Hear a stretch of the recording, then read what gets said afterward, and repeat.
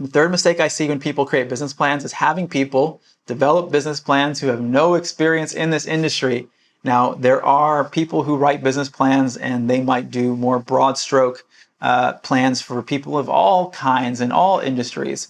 But the reality is if you have someone who's working on a business plan that actually doesn't know the realities of this specific business, there's a lot of things that they're going to miss. Now, granted, every business plan can't tell the future, so there is some element of speculation. But with us and our experience in this industry, the main advantage that our clients have when we are putting business plans together for them is we've got over 10 years of experience, where we understand the information that we're providing is coming from that experience. It's not where we're just guessing and thinking how things are going to go in this industry.